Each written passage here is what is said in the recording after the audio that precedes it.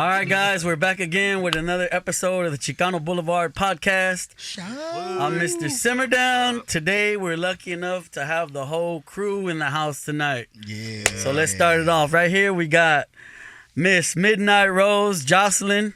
Y'all give it up for Jocelyn already. Let's go. First lady. First lady of Chicano Boulevard. Y'all know the man right here, Mr. Semper Fi Familia, Mr. Operation Be a Blessing, Mr. Chicano Boulevard, David Infante. Oh, yeah. Making work happen right there, man. And then right here, we got the man, the legend, Mr. Firme Funk. Relax. Hey, but what's up, everybody? Then over here to my right, Yeah. we got Ben. Y'all know Ben. He drives the drop top 66 Impala that y'all see at every Chicano Boulevard event. Y'all see it around town. What's up, Ben? What's going on, y'all, man? Everybody with the Chicano Boulevard family. Appreciate the love and support y'all give us. And, yeah, just keep on following us, man. I mean, we just love everything y'all do for us and stuff like that, and just kicking it with us and hanging out with us. Let's go. Yeah, I own that Bay of 66. Just not with that, I got my 3 boys that they have that Black Regal. I don't know if anybody's seen it before. I mean, well, obviously everybody here does. I've seen it once or twice. I don't think I've seen it, bro. And then, my oldest son, he has the 54 Bel Air that we're going to be trying to bring out pretty soon again. And my youngest. That's the green one, right? Yeah, yeah. Ah, yeah. Yeah, right now it's kind of like in the... That's a clean ride, though. Yeah, I mean, it's kind of like broken down right now, but we're trying to get it working and stuff like that. That's one thing about Ben that, for those, what nobody really knows, when we first kicked off Chicano Boulevard and Funky Solistic Sundays, Ben was probably one of the first cars to pull up. Yeah, him and his son. Your son drove a white Cadillac. Yeah, we still got it. Yeah, we still got it. And Ben, we just developed a friendship with him through him coming out to our events, and he told us a little bit about his story, his passion for lowriding, and passing it down to his son. So yeah, you know what I'm saying, we really love that about you, you know what I mean? And that's what we need. We need more of fathers passing the culture down to their sons like you do, you know what I mean? Yeah, yeah. Well, I appreciate that, man, for real, man. I mean, it's just like how I just started, seeing the vibe that y'all had at the very beginning. It was like that was something I was looking for, Yeah. And man, the way y'all had the music and just the community working together and stuff like that, it's like, God damn, I started following every event y'all had, It's just like, because it was just a free spirit, just a kickback place, and just getting to know everybody, Right. And that's what I needed, I needed something like that in part of my life, and plus, what I do with my boys, and even my boys tell me, it's like, that's you, Pops, because I'm always, I raised up, I was, I had that passion of lowriding, Right. And I always had, and this what I see with what we got here. Yeah. It's like one big old family that is just like, man, you can't pass up, Yeah, we definitely noticed the passion, and a lot of people think, I've heard it several times, hey, are y'all a car club? We're not a car club. We represent all aspects of Chicano culture, and lowriding is the biggest art form to come out of Chicano culture, right? So when you came with your son and we heard your story and you kept coming back, and you know what I'm saying, I had a talk with Rob and the rest of the guys, and I was like, man, this dude, he's all passion, man. Like, he's the real deal, him and his sons.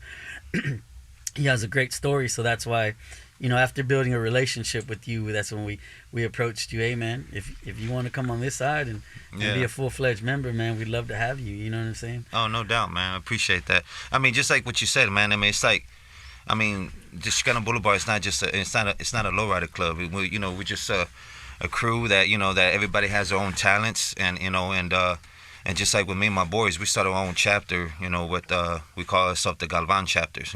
My last name and stuff like that, our last name. Right. And those who, it's like my boys are my ride or dies, It's like I love how they fell in love with that passion as well, and I'm trying to keep that positive, right. I guess you could say that positive aspect of it, and instead of that negativity that it was back in the days, right. Because, lowriding was like, back in the day was all like, part of being in the gang culture or, and shit like that, being in the streets like that. And now I'm trying to show what I have gone through in the past and keep this as a positive, and now it's like, shit, this lowrider culture, man, it's just becoming like more of a positive way now. Yeah, there was a stigma tied to lowrider culture. I think that was like 80s or 90s. Yeah, you know, yeah, like yeah. when it first came out, and throughout the 80s and 90s, it was also a family thing. You know what I mean? Like it was father and son. But you know, in the 90s, Regals and Monte Carlos were like $500. You know what I'm saying? So every young dude in the hood is gonna pull up in a Regal or Monte Carlo. Yeah, you know what that's I'm saying? how it was back in the days. So I think that's where the stigma came from. Yeah, but I had done it from the back then I had did it the negativity way, and which kind of I'm not the only one, but there was a lot of people that I know there was other people that were doing it positive with their family and whatnot. Yeah. But I was one of the dumbasses that that always looking for trouble and being part of that shit. But I like to tell the story when I first seen you at Chicano Boulevard, Solistic. I was gonna walk up to you and give you a compliment on your shirt, but you looked a little pissed off. So I was like, man, hold on. I'll save that for next time. This fool don't look like he's approachable. You know what I'm saying? Yeah. But anyway, hey man, again, we're fucking happy to have you on board. We're glad you accepted our invitation to become a full-fledged member, man, because you really bring a lot to this to Chicano Boulevard, and we appreciate it. Yeah, I just wanted to add, man, like your story just epitomizes what what we envisioned, that the type of impact that this thing would have.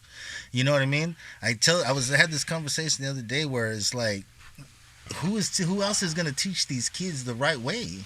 You know what I mean? It's like if you expecting the kid to know about sex if you don't have the conversation, or you don't even put him through sex ed, right? Yeah. He's just supposed to learn from his homies. Yeah, no. That's gonna end up in a bad way. You know what I mean? I think we all learned from the hood, though, bro. Yeah. Some I don't of know us, if that was a good example. I don't even think I went to sex ed. I love that. That's what I'm saying. Now we're able to go back to these kids and say, hey, look, like, you can learn these things and pass on the good aspects of what Chicano culture has to offer, and erase all that negativity, and still embrace it. It doesn't have to be this stigma anymore. You know? And you know what, man? I think it. We talked about bringing it back, and man, it's happening. It's happening. There's no bringing it back. Happening, it's here. And again, so it's not about bringing it back. Now it's about the unity that we're trying to. You know what I mean? Stop having brown men tear down other brown men. Stop having brown women tear down other brown men, and vice versa. You know what I mean? That's one thing I will say. Like, it's happening now, and it's up. What's our next move? You know what I mean? Yeah. But again, man, we really are honored to have you on board, and again, thanks, bro. But right here to my right, we got the man. Oh, I can say it in this, and it will be real. The man, the legend, H-Town graffiti artist. Long time. You've seen his work around the city. I've seen his work on Netflix. Mr. C's right here. This is like, you know what? My shit was on Netflix. I haven't watched Netflix. I've painted he's on a hip hop. It's a documentary on Netflix called Hip Hop Evolution. And when they came to Houston, they used his murals as a backdrop. It was me and my partner that we painted together. It was a collaboration. Him and I painted, and it came out on the documentary. And I think that is what gave the momentum to a lot of the stuff that I do now. It's also on that Mo show, right? Yeah. It's on, And I will say two times on Netflix. I will say this. I've been doing this a really long time, man. So some shit's bound to happen. Speaking on his graffiti, man, thank you, bro, for the last. You were doing the H-Town, and you still do the H-Town art. Oh, yeah. But in the last 2 years, you switched over to more Chicano style art, and that's what the city needs, bro. But let's go back real quick with you, man, because I've been on podcasts with these guys. When did you start doing graffiti, bro? Like, when did you start? Man, I was 14 when I first started. Yeah, I was an idiot, knucklehead, tagging the walls, trying to find my way, and I was introduced to graffiti, through the neighborhood, seeing other artists, and I was like, yo, I want to do that. I saw the old English graffiti letters in the gangs, and, wanted to do it, so I ended up... Were you always into art? Yeah, as far back as I can remember. Okay. Yeah, I've always... There's no artist in my family that I know of, but my grandmother, I kind of watched her do little sketches that were supposed to be pictures, and that's kind of what inspired me to just draw. So yeah, I've been doing it my whole life. And he's a man of many talents. He tattoos, he arts, he does graffiti. Yeah, he does wonders, man. He does. I don't know why I never thought about this, asking you this before, but was there... what was the mentality back then for in the graffiti world here of California? because again, like Isaac and I talk about breaking down this California, Texas thing. So I'm interested in other circles, what that mentality was. Well, if any, you know what I mean, or if that y'all didn't care, y'all were just really worried about wiping out somebody else that you were mad it had a here. similar. It was a similar. I mean, you know, you went over somebody's shit, you got dealt with. Yeah, you just couldn't go paint over anything. Oh, of course. So I mean, the essence of graffiti was always there. Yeah. Like, I will chime into this real quick. Yeah. I was into graffiti. Yeah. No, yeah. Mr. Spike. My cousin had moved. He was from Houston, but he moved to L.A. to live with my grandma. So he came back to Houston in the early '90s, and I mean, we were already into graffiti, but we knew about like Chaka and you know what I'm saying, and CBS crew in L.A. So, you know, in the '90s, man, Houston graffiti was almost non-existent. You know what I mean? There was a crew called AKA. There was a crew, they turned into you DTS. You could count them on your hand. Yeah. There wasn't and if you seen a tag in downtown, you would drive over there just to look at it. You know what I mean? That's how, it wasn't nothing like LA. Nothing. Absolutely nothing like it's LA. It's so funny. And it's changed because it's not like it was back then. I mean, people, you threw hands back then. Now it's, you know, it's whatever. Yeah, kind of. Yeah, it's crazy, changed. man. We were, you know, hanging off of buses just for local stuff. You know what I mean? Just to get up and do this. And that was nowhere near like. I remember there was like EK was huge, and then like DTS, right? Yep. Or no, DTD. Sorry, DTD. I think they were like Down to Destroy. Yeah. And those dudes got huge. I remember, man, they clicked up with somebody else, and like you couldn't touch them. They had two. There was like two crews that united. Yeah. Dude, it was sick. It was. But I was just wondering, like, because in the graffiti world, you always look to inspiration from New York, right? Like, no. You see, I did. Like, it depends because I mean, what enticed me about graffiti in general, from the very beginning, was Old English letters. So I was already, and at that time I was already drawing like lowrider art. Mind you, I had an old man that, you know, didn't really care for the whole Chicano culture. Yeah. But it was the Old English letters, and then eventually when I got into breakdancing, b-boying, that's when I went and ventured into the styles of the East Coast and developed a style that was, I guess, influenced by them. Yeah. So that's that's what I'm saying. Like, you know what I mean? When you look at the bombs that they were doing and everything, I think that was a lot of inspiration for everybody. You know what I mean? Yeah.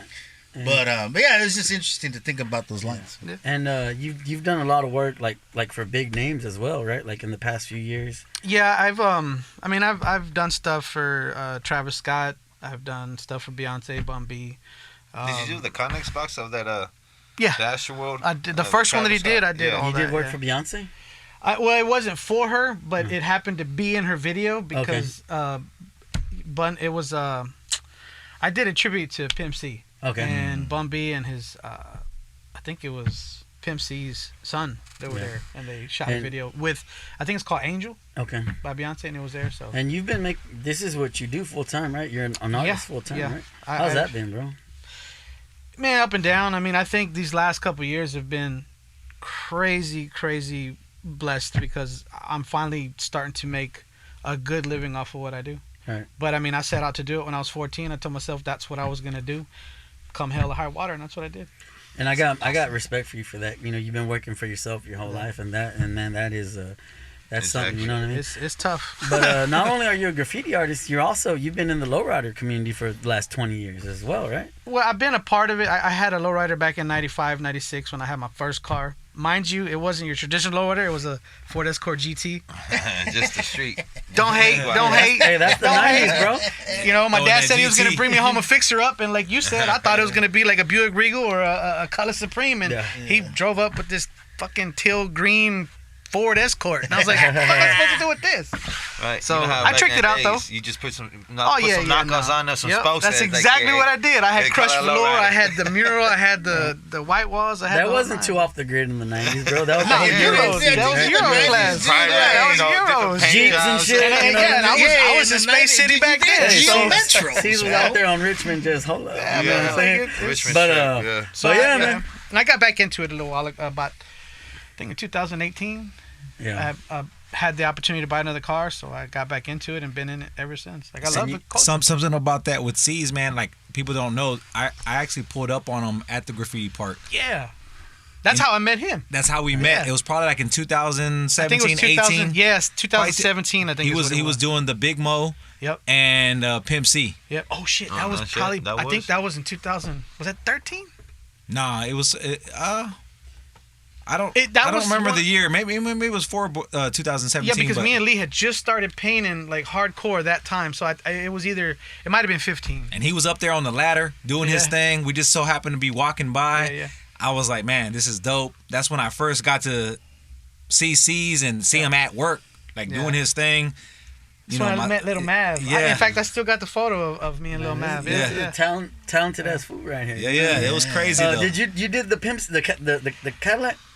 Yes. Dude, that Cadillac was serious, bro. Yeah. That was dope, bro. I ain't gonna lie, bro. I was pissed when y'all went over it. You know what I mean? Well, that man, look, there was a whole we'll say that for another time, but I got so much flack behind that. Like I went hard for like 2.5 weeks online with hundreds of people behind that shit. I had people telling me, "Yo, you should get those guys that painted the new mural to whoop that old guy's ass." And I'm like, bro, I'm the same guy that painted the fucking... Like, it was just stupid. Hey, this is H-Town, bro. He got death threats. We're going over Pimp C.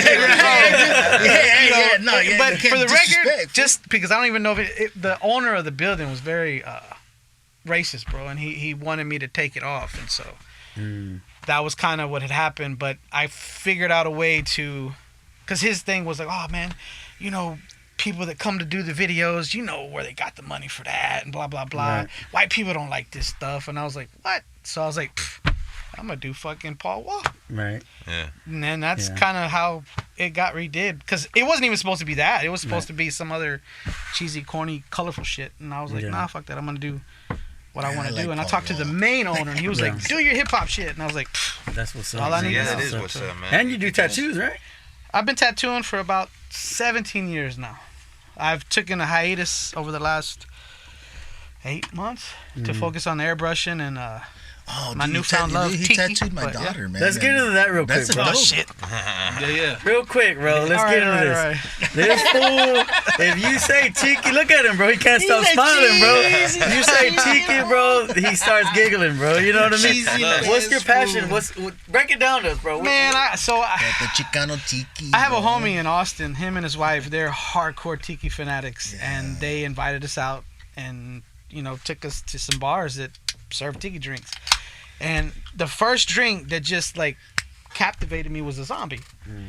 And so I started to pay attention to, like, you know, the I guess the atmosphere, the clothing, and I've always been a fan of Booyah Tribe, right? They're Samoans. And 90s rap group. Yeah. And so I you know, I started to notice like this whole feel, and I was like, man, I like this environment. It's cheerful, it's happy. Like, I'm happy drinking the drinks. I call them my happy drinks. But I just fell in love with it, man, and I dove in.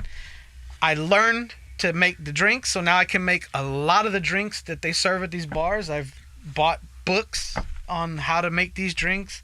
I got a whole collection of Hawaiian shirts that I'm gonna be rocking now. Like, but also what really enticed me beyond that was then I found out there's a whole world of art that kind of ties into some of the stuff I already do. Okay. So I was like, shit, I think I'm gonna just you know, try something different, man. I've done so many different things, and just felt like this would be a different thing. Shag, was that the artist's name? Shag art? Bombastic? No, there's a guy, man. I was trying to tell. We were having this conversation when we did when we were at Magnolia Tavern, and there's an old like 60s artist, and he does all that like. Oh, I know who you're talking about. Yeah. Now you made me forget the name. Yeah, no, like I thought it was Shag, but the dude, the character. Belafonte? I can't remember his name to save my life, but the art is real iconic, and a lot of it has to deal with Tiki. I think it is Belafonte, bro. It's perhaps, but I can't. You know, and as a tattoo artist, I didn't notice it then, but a lot of the tattoo conventions, there's a lot of rockabilly, Tiki, flash, and all this, like, you know, Rat Fink and all this stuff kind of tied into it, and I didn't pay attention to it at the time. But now it's just like, oh shit, it just makes sense. And then of course the homies that I'm really tight with outside of Houston, bro, they're in it, and they're like, dog, you gotta do it, man, you'll fucking kill it. And so I carved my first tiki sculpture out of wood the other day, and I had to say, not bad. Hey, what'd you use to carve? I cheated. I used a Dremel. Oh. But that shit's still hard, man. That shit's not easy. That shit's still hard. I grinded my hand a couple times. No, but that's why I asked, because I tried to like whittle. Well, I'm going to learn to do that. I consider myself good with a knife. Yeah. I tried to whittle some shit. No, that's difficult. Yeah, my girl she's not crazy about me learning to do it, the right way. Yeah. She's like, it's a trip I don't to know the about that hospital one, but I'm like, I got to learn bro, it's like anything. If you're going to do something, you got to learn the real way to do things, like the authenticity of it, because that's what really, it's the real shit, right. So I got to learn how to do it. To say, I might not do it all the time. I might do it the easy way with the Dremel, but I want to be able to say I know how to do it. No, for sure. Yeah, no, that's what's up, bro. Yeah. But again, C's is someone who was there for us early on when of course Chicano Boulevard was Rob and I, and that's how we met him, through him being there for us. We put out a call kind of, and he was one of the people who reached out a couple times and was like, hey, whatever y'all need, I got y'all, and so that's how we built our relationship with C's. I had heard of him just through Houston, you know what I mean, but I'd never met him before, you know what I'm saying? Yeah, neither me. Yeah, but and I knew your brother. Didn't even know that was y'all's brothers. Okay. Willie. Yeah. I've always known Willie. But let's get back to Jocelyn real quick. You have a lowrider car as well. Yeah. Right? You have a name for your car? I've always wondered. What's her name? Midnight Rose. Her name is Midnight Rose. That's sick. You gotta speak up. Midnight Rose. Well, Jocelyn drives a car. Y'all probably see her around Houston driving. She's at all the lowrider events. She's got a car called Midnight Rose. Yeah. It's a Buick Electra, right? What is Buick Electra? Right? Oh, what is that? Buick Century. Oh, my. Yeah. And what year is it? Shit. I don't know. Yeah, my bad. I know that I get popped. 94? Mm-hmm. Yeah. No, I like that little car, man. It's cool. And didn't Sick do the pinstriping on that one? Yeah, that's pretty good work. That made it pop. For real. It really did. That dude gets down, man. So hard, man. So who does all your buffing? Who does all your buffing? What you mean? How you keep it clean? I know you done some work. Somewhat. In some way, right? You know how to do it, right? Yeah. Good, because I need somebody to come buff my shit. Okay. Because I don't know how to buff. Right? You got TC, so we got a new business that just started right now. She's gonna right. The Midnight Rose Buffing Circus. But yeah, and y'all know David. You know what I'm saying? David's got his ride as well. For people that don't, he has two rides actually. Two rides actually. Let's go. Let's hit that real quick. What made you not want to get one but two rides? And they're clean as hell. So getting into the cars was my homie Jaime. Okay. So Jaime is so we were, grew up together, went to the corps together, and then he was the one that kind of put it out there. And then once I got one, it became a thing. Okay. And then after that, it was okay. Well, what can I do different? Because that Mercury, I don't see them. When I pull up, there's no other Mercuries that are out there. So I was like, okay, I like it. I want to jump into the next generation. I want to do the decades, the 50s. Right. Now I want to jump into the 60s, and I found that Sunliner, man, and just I pulled that one out, and it's like it's I've never seen another 60. So your thing is you want it to stick out and be different from just be rare. Yeah, because I started that with the Merc, because they're like, man, we never see this car, but it's clean. It's not what we normally would see out at a car show or a meet. But it's clean. I was like, I appreciate it. I like it. I like the backhanded comment. Thank you. Exactly. It's like, we don't ever see this, but it's clean. So I was like, okay, cool. So let me. And then and I'm a fan of the Impala. I love the Impala. Well, who doesn't, right? Yeah. But then I was like, I don't want to do that because it's out there. So what can I do? And then when I came across this other car, and I was like, man, that's clean. I think I could dress it up a little bit, and then bringing that out. So now it's kind of like. It's cool because people are showing love to it. They're like, hey, man, it's a Ford, but it's clean. You know what I mean? And that's cool. Like, that's enough for me. Like, all right, cool. As and long you fell as in love with it, too. Yeah, and I love it, too, And you're not done yet, right? You're looking for something in the 70s, am I right? Oh, yeah, we got something in the 70s. We'll leave it there. I'll tell you right now, man. We'll leave it right there. to a Funky Solistic Sunday all like training day status, man? No, I know what he had his eye on. We'll leave that as a surprise. Yeah, well, okay. See, Rob's over here like, he's over here like, who gave you the scoop? But yeah, no, the 70s is next. I mean, it's just something that I want to do. But also, I'll say that I see the love and I see how people gravitate to the cars. Yeah. It's like, man, that's beautiful. When I see the youngsters, the kids want to get inside and want to take pictures, want to get behind the steering wheel, that's really what it's about, right? Yeah, exactly. And I think, it's, man, I've seen it in every car club community, right? It's always like there's rules and regulations. Yeah, man. And you see clean, so I'm gonna respect you a little bit or whatever. But like, still jab at you that you ain't really fitting in. Yeah. But it's like, okay, well, so you want me to buy a '64 Impala, Right.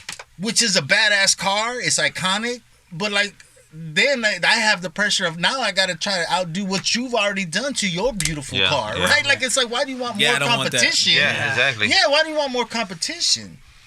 Embrace the car that's coming in. The beautiful thing I love about Season, because I was watching that video, that YouTube video of the Spunky Solistic, and the dude was just hyped by all the things that he had incorporated, all the Houston portions of the thing that he incorporated to his car. Shit like that is That's cool. one thing we didn't add. His Lincoln, he has a Lincoln, and it's got murals that he did himself of Houston icons. Yeah, you do what you can to stand out, and I think that should be celebrated. Right. You know what I mean? Like, for sure. Right. That's awesome. And I think we got one of the hardest placas out there, too. That Chicano Boulevard placa is hard, too. You know what I mean? And that's, so I'm just saying, you know what I mean? If I didn't have to wear my flag. I was about to say, though, but C's actually you designed the Queens ones, right? Yes. Yeah. So I was like, that's kind of hard too, though. No, but I respect that. Like if I didn't have to fly my plaque, I'd definitely get me. Yeah. I mean, I got the embroidery. I went and embroidered my seats, so I got Chicano Boulevard in my seats. That's what's up. But no, man, it's good to have y'all. I'm glad it worked out to where we could all be here. You know what I'm saying?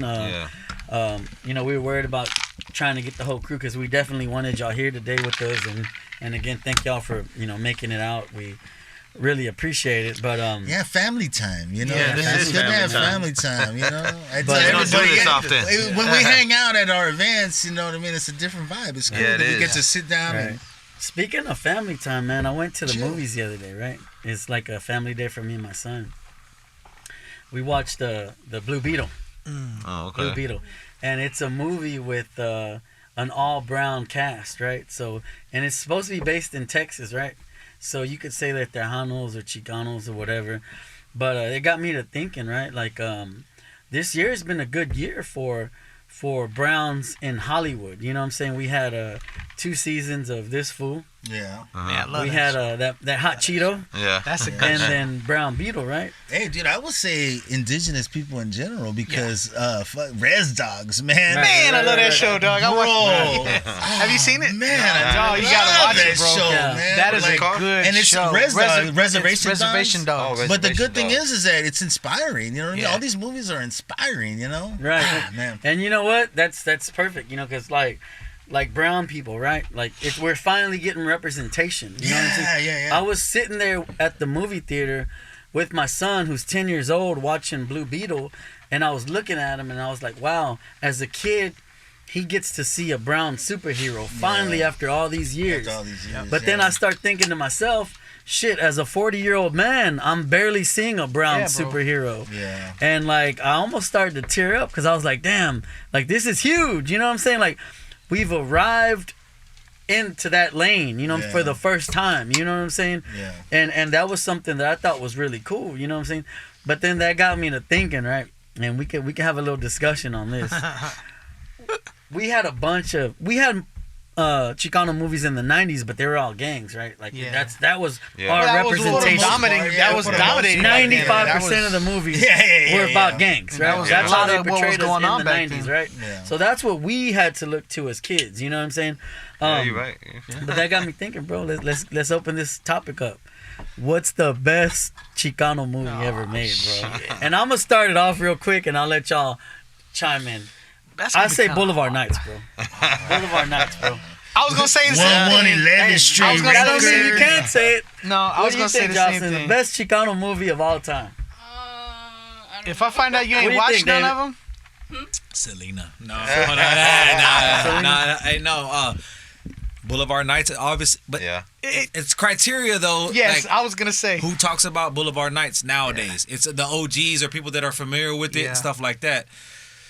There's a lot of blood in, blood out references, and you know what I mean. Like people just they love El Gallo Negro. Yeah, You know what I'm saying? They love him. They love Miklo. All The that stuff. cop? Yeah. Fool, the cop? No, I the gotta Marine. remind The everybody. Marine. yeah, The Marine. Yeah. So you think Blood and Blood Out? That's gonna be your vote. Final answer. And you know that's to me that's right there with it because it's such a long movie and there's so much like quotes from the movie and like I just say like the impact on the culture Yes. and how people gravitate to it. but that could have been said about Boulevard Nights in the 80s. It What? could have been We said. were babies at the time, but you know what I'm Yeah, saying? no, and that's why like It's- that yeah, that it's needs to hard be saying. and then American Me, Yeah. same thing. But there's all these quotes, there's murals, you know what I'm saying? They were just here. Bro, Magic and listen, Miklo were just they here. based their and they're had- career off yeah. of that. Right. You Right. go Listen. with Boulevard Nights. No, I'm going with Chicano. I'm going with Chicano Yo. Boulevard. Chicano Boulevard. Fast forward. Blood in, blood out. Fast forward to when we have our What movie. about you, Rob? I'm gonna and blow blood y'all mind, and I'm gonna really put it into perspective for y'all. Oh shit. Mi Familia is probably the That's a best good movie. Chicano Damn, movie there's because too many. it has. That is a good story. The best story. Yeah. Because Well, of no, our but that's what I'm journey. saying. And no, if it impacts everybody that's affected by whether you want to call yourself a Mexicano, Chicano, Yeah, you're whatever, absolutely right? right.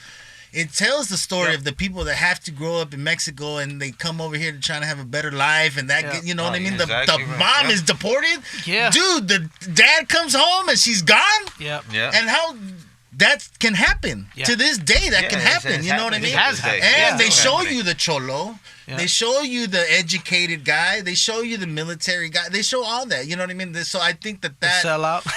you know, yeah, you the you know, sellout, let's exactly be right. real. The whitewashed They show guy you the who's just sellout, trying to yeah. assimilate. Yeah. You know, all that. You know what I mean? And I think that really is probably the best representation Yeah. that Chicanos can have. You know what I mean? Because it gives, yes, cinematically, you know, Blood In, Blood Out, American Me, these are probably better movies, you know. cultural, Entertainment wise, yes, those are probably good movies. I watched them a million times. Yeah. And this is one of those, but when I go back and watch Mi Familia, I'm like, damn, dude, like it's emotional. Yeah, Because it you is. Yeah, you you're think right. of all your people's stories, whether it's your story or not. I guarantee you know somebody Oh yeah, in every aspect of that movie. Yep. so you're right. to me, that's the most powerful movie. Everybody knows everybody. There's That's a the lot. best Chicano Yeah. movie to There's me. so many yeah. movies, bro, that we could. Yeah, man. Yeah, but I mean, when it came to like, if you're gonna talk about cholo movies or something, Stand and Deliver. Oh, I was gonna say that one too. But Stand and Deliver was my go-to because I Hey, knew. see, you were It gonna was say on every that last movie, night. bro. Like every movie. There's just so many movies, though. Like I It's like just I all knew of the people that went to movies. Garfield and stuff like Yeah. that, and so like it was, you I'm know, a big East LA. Yeah, It's yeah. East LA, right? You know what? So- Mi Familia, it has the best story, right? Really about our struggle and our sacrifices That's what I that say we when you made, were right? gone is that Yeah, you missed it really touches on every aspect Yeah. of, Right. and whether it's your story or whether there's a portion of it that's in your story, Somebody which I can resonate guarantee with you that. there is, Right. you know somebody that's affected by every aspect of that story. Because that shit really happened, bro. In the 40s, they were grabbing any brown person off the street and sending them back to Mexico. Yeah. You know what I'm saying? Don't matter if you were born here or not. They didn't give a damn. Yeah. They fucking grabbed your ass and sent you back. You know what I'm saying? But what do you think, man? What's the greatest Chicano movie Shit, of all man. time, I bro? mean, Up in they- Smoke? they really- Yeah.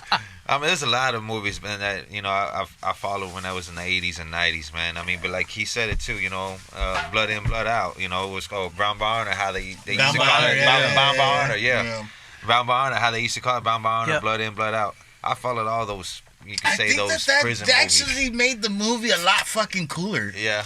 When we were young, right? Because it did, in my little circle, it was like that they changed the name. Like Blood In, Blood Out Yeah. was too hardcore. They had to change the name to Bound by Honor. Bound by We were like, Honor, yeah. what? Why is it so hardcore? Like, what the fuck? Why they had to change the name? You know, it's like Remember everything else. They had all the arms like this.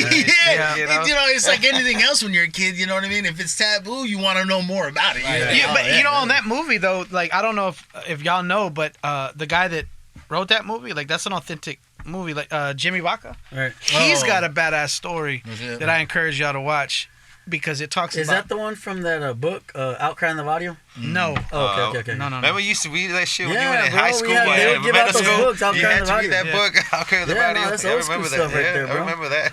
But what do you think, bro? C's, come on, let's go. I mean, Final answer. There's just so many. Like, yeah, final answer, right? Because there's just so many damn. Well, you done movies, said like, you No, just agree pick with one every. so I can say, I was going to say that. fuck, man. I Damn, you beat Well, me to it because I was gonna say that. yeah. The problem is I've watched so many movies growing up. I mean, I can't say I have so many of them. But I mean, yeah, I would say Boulevard Nights. But again, like, yeah, he was right with the Bound by Honor. But Boulevard Nights for me. Boulevard Nights to me, it brings back nostalgia and like, man, that right there is a fucking story, bro. Like, you know what I'm saying? It's in the early '80s, so you know, lowriding was new. You know, Yeah. that might have been the first movie on the big screen to showcase, you know, Chicanos and lowriders. You know what I'm saying?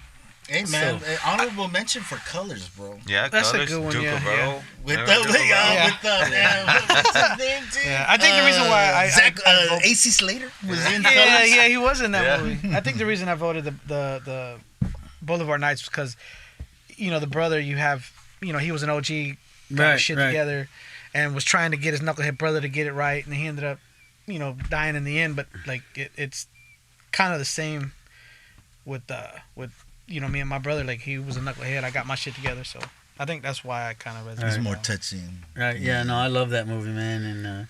And again, I was a half like I like it. Don't get me wrong. We used to say that shit all the time, right? Like 111th Street Ranker, and you know what I mean. And hey, just, they said hi. Big Bag BGB. Yeah, that was- I that like shit's that dope, part. man. Dude, Funk Freaks did that, dude. Where it was like the little girl, and they Yeah. put Funk Freaks right there. Yeah. Shit was Well, I dope. did that back in the day too when I was in a band, right? I put my band's name on. That's dope. You see that? You I know put what I mean? Fusca on the Like thing. I always like I thought that it was memorable, right? There's you can quote stuff, you can make Yeah. mention. Like we were always like, because we, you know, used to do the paint thing too. You know what I mean? So we would always Sniffing like, that paint, that yeah, gold, we used to that inhale. gold. Inhalants were big back then. You know, Yeah, you yeah. were goofy, you couldn't get weed on the regular.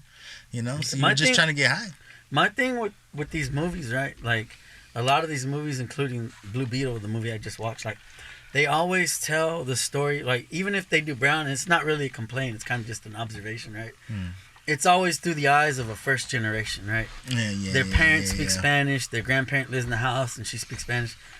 To me, that's like disrespecting, you know, the Chicanos that have been here through the struggle. You know what I'm saying? Like Yeah. the Chicanos that served in Vietnam, the Chicanos that fought in World War II. You know what I'm saying? Yeah. We've been here, bro. You know what I'm saying? Like showcase us as war heroes. Showcase us as you know, Vietnam veterans and the movement. You know, there's Cesar Chavez, that movie Cesar Chavez and the walkouts. The walkout was good. You know, yeah. like I tell everybody, you know, like Hollywood always portrays us through a first generation story. You know what I mean? Yeah. When we've been here as well, longer than that, you know, and you're disrespecting these people by not showcasing their story. You know what I mean? Like, like you know, and that leads me to another subject. Like that's why I identify as Chicano, right? Because in the 60s when the brown people were fighting for equality, the flag that they were flying, they were identifying as Chicano. You know what I'm saying?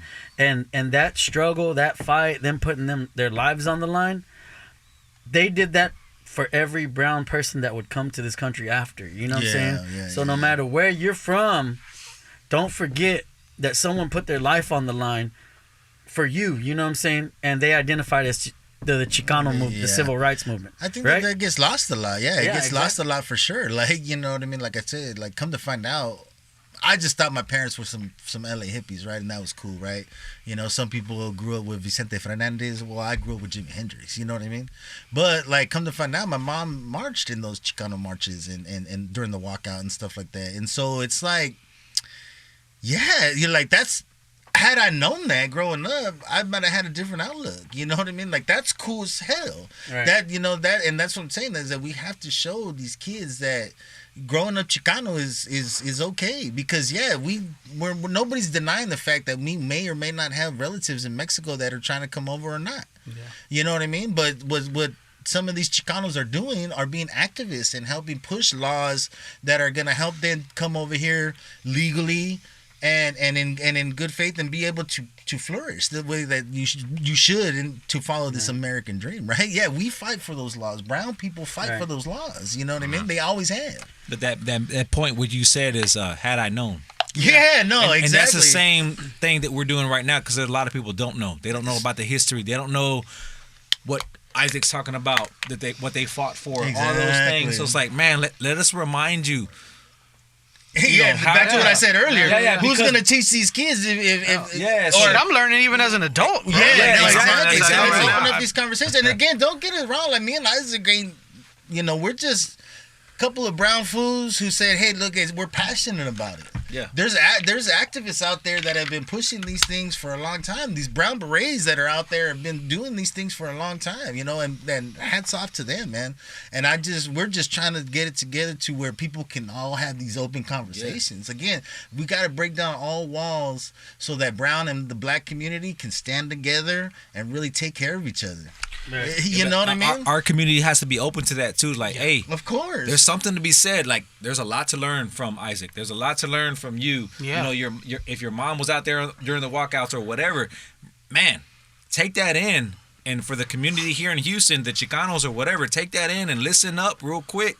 Because there's something to be proud of. And there's something to carry forward because the people that fought for this and laid, they put in the work. They put in the groundwork, but it's kind of got swept under the rug. Yeah. But it's important for us to that's like when we bring it back out. Yeah. When we went to that at your cousin's thing, when we went to the class, right? And we were talking to the kids. I remember there was the one girl. She kind of followed some of us on Instagram and stuff like that. She just sent me a quick message. It was just like, "Thank you so much for coming out. Like it was just so great to hear Chicanos and have representation of something that I feel like."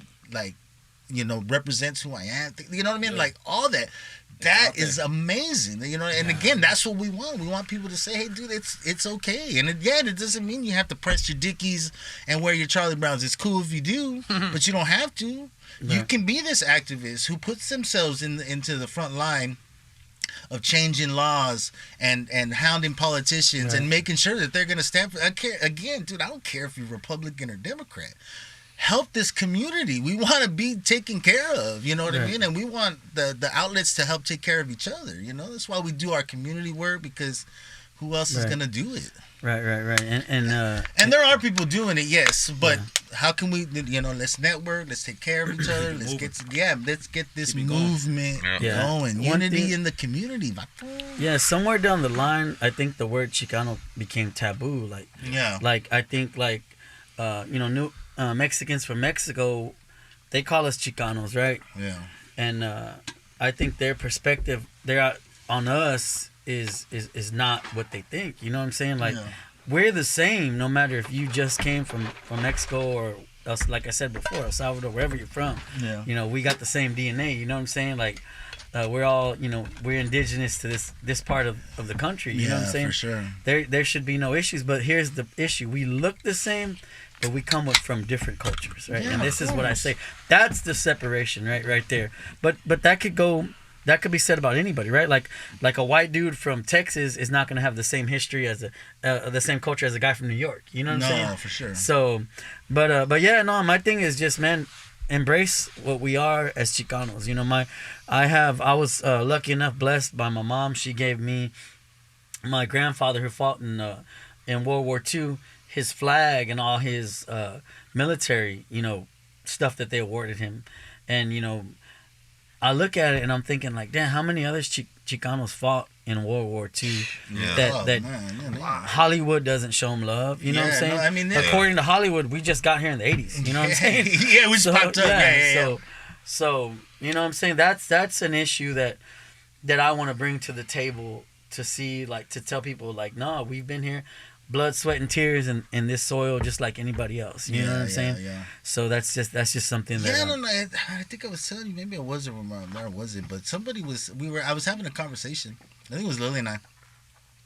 But we were having a conversation, and then we got to the point. We were talking about like when you say you're Mexican, well, what does that mean? Because you tell somebody you're Mexican, automatically off the bat they think you speak Spanish, so they start telling you, okay, cool. But then when you try and tell somebody that you're Chicano, they just look at you sideways. Yeah. We feel like it should be.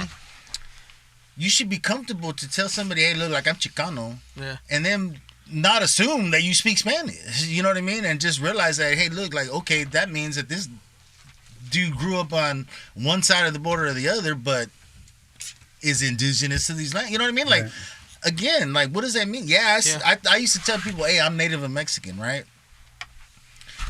But I eat beans just like everybody else. You know what I mean? My grandma used to still make me a little taco in the morning with huevo and beans and a flour tortilla. You know what I mean? And go to school. Right. See, me coming up, when I heard the word Chicano, it was like, oh shit, those are bad people. Those are gangsters. Those are that's what I heard growing up. At least that's the luxury I had, is that those were cholos. Mm-hmm. Right? To us, those were cholos. Those were the gang members, and that, you know, you didn't want to.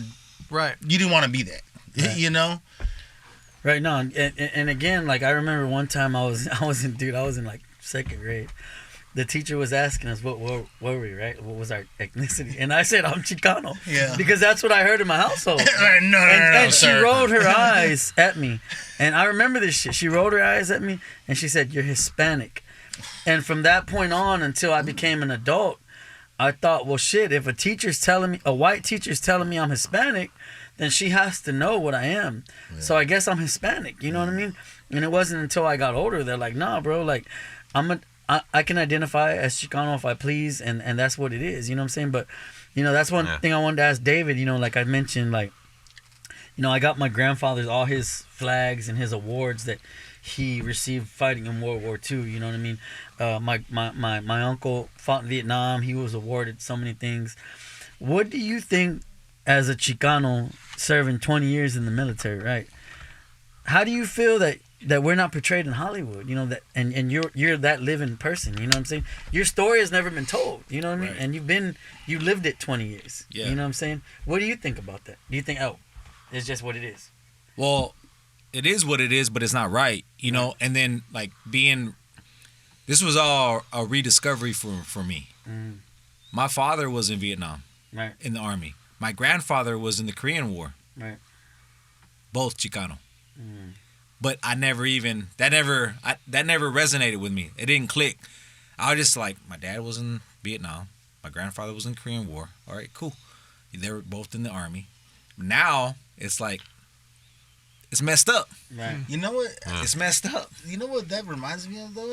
There is stories of Chicanos who come back from the military, and they're always negative because they get into the biker community. Yeah. Right? These outlaw bikers who had been in the Marines or the Navy, and they got out and they were so bloodthirsty because they had been in the wars that they didn't know what to do but to come back and be bikers and be outlaws.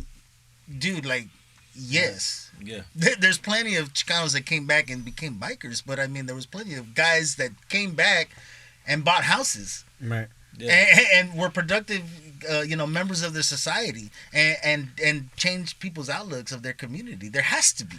But I want you know what I mean. But I want to couple like what we're talking about, and then also highlighting the Chicanos that were in those wars: Korean War, Vietnam War, World War II, Afghanistan, Iraq, wherever it was. There's Chicanos out there getting down. Mm-hmm. You know what I mean? Yeah. And representing for our community, and they're out there doing their thing. Mm-hmm. And it's like those guys need to be highlighted too, because we're out there. Shit, when you think back in Vietnam, it wasn't just Chicanos that were getting mistreated when they came back. It was everybody. Yeah. But imagine the Chicanos are already getting messed with. Yeah. And now you add the fact that they went to war and they were fighting in Vietnam. Imagine how bad they had it. Yeah. How much worse they had it than just the average person that came back. You know what I mean? Imagine this. You fight in World War II, right, for your country in the front lines. And when you come back home, you can't vote. Yeah. They don't give you know what I'm saying? But that right there, who knows about that? You know what I'm saying? Who knows about that other than people like Isaac? Right. People that are, you know what I'm saying? Who knows about? They're like, oh yeah, what's the big deal? Not many. It's people. a huge deal, bro. I got into it was just a conversation on. I was talking to I commented on the guy, the dude, that Brandon guy that's doing that American Cholo film. You know what I'm talking about? Yeah. So I had commented on there, and I was like, dude, look, it's always this first generation thing. He was like, well, we're hoping that we can change the outlook. You know what I mean? The hoping is that to get people into the get people going enough to where, yes, these are the white, these are the first generation stories that are out there, but we're hoping that at some point somebody can help come along. Somebody in Chicano Hollywood can come along and say, hey, look, dude, these are stories. These are good Chicano stories of people that, because the same fucked up shit happened to the black community, right? Right. Came back, couldn't vote, rights were all jacked up, all that. You know why they know about that? It's because the black community does the films that shows you that this is the fucked up part of their history. We need to do that. Yeah. Chicanos need to do that. Yeah. So these filmmakers that are out there, these individuals don't, I get it. They're trying to get into Hollywood, and so but Hollywood wants to see the cholo, Yeah. Hollywood wants to see the guy shanking the other guy. Yeah. Fuck all that, dude. You know what I mean? Chicano. How about shanking the fucking Viet Cong? We were shanking the fuck out of them too. You know what I mean? You know what I mean? But it's our community, and again, and this is where the conversations have to come into play. Yeah, and that's what's always been, I've always asked myself that, like, what the fuck, bro? Like, they portray us as this, but like, I'm looking at these pictures on the wall of my uncle and fucking fool in the jungle, you know what I mean? Yeah. And fucking my grandfather, you know what I'm saying, in his suit, World War II, Korea. Yeah. Like, they did us wrong, bro. You know what I'm saying? Like, of course they did. And I would interview like musicians from the '60s, like Chicano musicians, and 90% of them said, "No, I was in a band at the time. My drummer went to Vietnam. He never came back. You know what I'm saying? He recorded, you know what I'm saying, before he left, but he never came back. You know what I'm saying? Yeah. It's just like, damn, how many other? It's always dude. Even when it was like the Chicanos that were all into metal in the 80s, dude, it all got washed away because that's all they wanted you to know about the Night Stalker, right? Was that he was a metal guy. Right. He was in the AC/DC and they made him kill. And so like my brother, rest in peace, like he killed himself, but or my cousin, excuse me, my uncle, was my dad's youngest brother. He was a metalhead guy in the 80s. He was one of these guys that went to metal and killed himself, right? But like there was all these like Chicano like metal guys that would come and hang out. You know what I mean? Like I knew because my dad would take me around them because they would honor my uncle. And there was just this Chicano metal community, you know what I mean? But mainstream media is not going to tell you that. There's not going to tell you these positive outlooks. Before hip hop in the 80s, Chicanos were into heavy metal, bro. Yeah, that's what I'm telling you. That's why my was the drummer. That's why you see all these pictures with the mullets and the fucking Anthrax shirts. And my dad used to be like that. My aunt used to babysit me. She had her boyfriend would come over, and he was a cholo, bro. Like he was a cholo. Yeah. He would come with her when she would babysit me. But these fools, jam rush. Yeah, man, they jamming like I was just like punk and all that stuff. I'm like, huh. I mean, I was turned on to a lot of AC/DC, a lot of the Iron Maiden, and all that. I was a kid because that's what my uncles and aunts listened to. Yeah, I was never a metal guy, but I remember though because my family history is jacked, right? But I remember when we would go to my grandpa's house, he had an upstairs, and I would be climbing up the stairs, and the first room to the left was my uncle's room. He had this big ass backdrop of Jim Morrison. Oh, and he was, but he was a drummer, and his drum set was set up behind, and it used to freak me out because I was like, dude. Later on, I found out who Jim Morrison was, but I remember too. It was one time it was a Christmas, and they gave me a La Bamba tape. La Bamba had just came out, and dude, I rocked that tape and that Walkman for I don't know how many years, man. And nobody even brought up La Bamba for the Richie. Hey, that's because Lou Diamond Phillips is like he's like Filipino or something. But no, man. I'm glad y'all came today, and it's good to have these conversations, and I'm glad we kicked this podcast off so that we can talk about these conversations, and so we can conversate, and we can bring new subjects to the table. You know what I'm saying? No, yeah. Again, I think that there's a lot out there that, again, like even for our own members, like we just we don't get the time to have these conversations, and so we definitely don't have have the time to take these conversations out with our community, right? Which we would love to. Right. So again, I think that this podcast gives us an outlet to our community, and hopefully it'll start branching out, and we can really again just have brown unity in the community. But we don't want our community to just be Houston, you know. Imagine that though, right? Like we've beefed with each other for so long. You know what I'm saying? You know, all of the 90% of the Chicano movies are about gangs. You know what I'm saying? But yeah.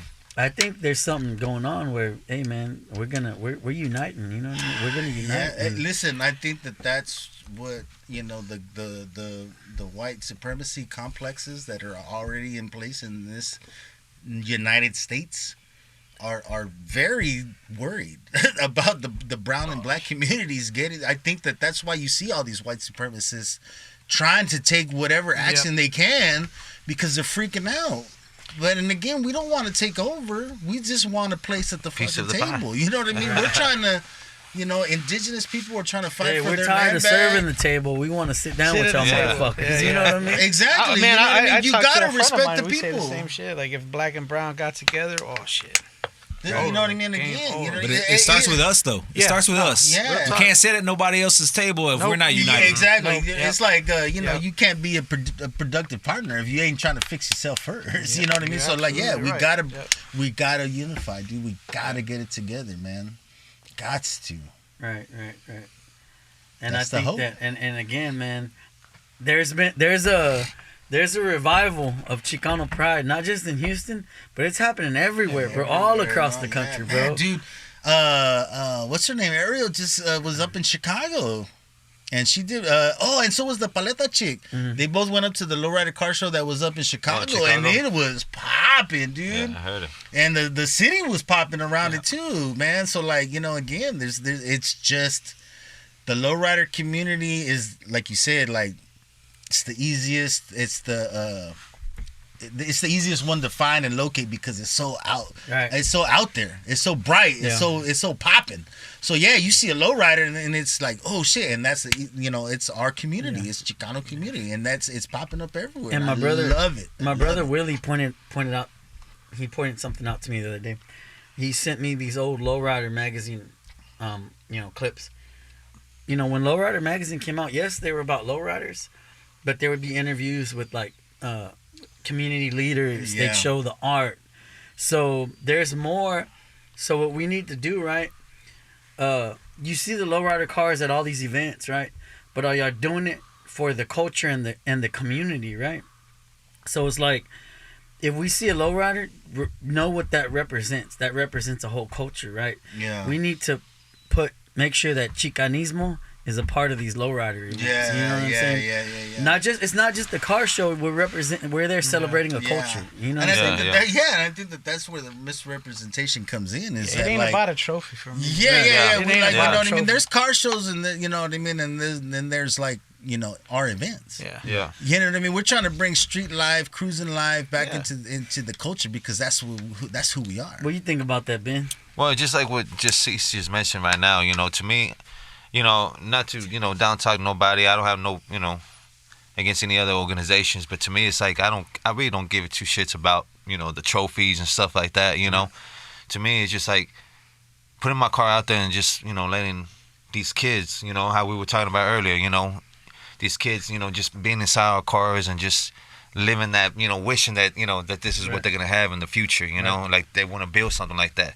And that's the only way you're going to keep on living, you know, making this culture still stay strong. What the lowrider culture or the Chicano culture is teaching these younger kids, you know, the positive about it and, you know, and how beautiful these cars that we build, how they can do it as well. You know, it's like everybody has, you know, a past. But if you overcome that, you know, you can make things happen, you know. Right. And that's how I look at it. You know, it's like I don't want the lowrider culture to die out because if that dies out, you know, even the Chicano culture would die out, you know, and everything else is going to be just like a chain reaction. Because, you know, for a moment, we did have, like, you know, like when everything changed, when screwed music started coming around, the swangers and all that, you know, to me, I looked at it like the lowrider was like, they were still there, but it wasn't popping. I remember at one time in Houston, yeah, it like was if like you were died. still riding lowrider, fools would clown on you. Yeah. You know what I'm they didn't saying? look at us no way, you know. Yeah. That's wild. Yeah, to no, me, man. and they would even if you dressed like a cholo, like in the early 2000s, fools were clowning on you. Yeah, know and what you I'm couldn't saying? rock. You back then, like you could not anybody could just roll a slap. Like you wouldn't Yeah. see Chicanos riding slaps. Yeah. You see them riding like what were they called? Disc and Vogue. Yeah, or the You weren't gonna spinners, see riding them. spinners. Yeah, and but you're shit not gonna like see that. them. No, I remember in high school, when I was in high school, there was I had my Monte Carlo on, you know what I'm saying? But some fool rode up in a Cadillac tight white interior on Disc and Vogues. Yeah. And he was the shit. I'm sorry. He was the shit, right? Mm-hmm. Everybody wanted to be this fool. Yeah. So that was like, to me, where the lowriders, people start fucking with you if you're riding a lowrider, and this fool who's riding a Cadillac, you know what I'm saying, Yeah. was the shit. Yeah. And this is 93, 94, you know what I'm saying? And that's when shit started to change, bro. Fools were clowning on you in 99 if you were still riding on days. Yeah. You know what I'm saying? Yeah. That's so wild So, to me. So, yeah, no, that's just a part of the Houston culture. Yeah, that's the thing. You know, Houston has, it's like a fast trend. You know, it's like there's always a trend going on. You know, it's like now you want to roll on 30s and stuff like that. Lowrider always been there, but it's just like everybody follows that trend. We're a trendy city. And it's like, we're a trending city, you know. And now, it's like, lowriding is becoming not nationwide, worldwide. And it's like worldwide. Man. Worldwide. You know, Japan is going off with that. You know, it's crazy how it's blowing up. Yeah, And, there's even too. I saw they're doing pop locking competitions up in China, dude. Really? Oh, I yeah. saw that one dude from I think he's from Orange County. He's the shorter, stockier guy. He was in China, dude, like breaking down and like I think Funk Freaks reposted Hispanic him or dude? something like that. Yeah. He wears the Decoy. brim? Yeah. I think his name Decoy Munez, right? Or something like yeah, that. yeah, that dude. yeah. Yeah, he was in China, dude. So like, That dude pop locking cold. and like that's man. again, He's a something dope like- ass decoy. There's a Yeah, guy named yeah, Boogie yeah. Frantic. He's from LA. Yeah. Yeah, Same thing all and over then the that world, young yeah. kid, Nico Motion. You know, there's Yep. all these kids. So that too, like that gets pushed out. See, this is when you know you still have passion in lowriding. Look at Rose, man, with her. It's still with her, Man, I thought that was Roaster like a right there, grinder, bro, like a knockoff. weed grinder. But anyway, hey man, we're about to wrap this one up. And again, it's been great to have y'all here.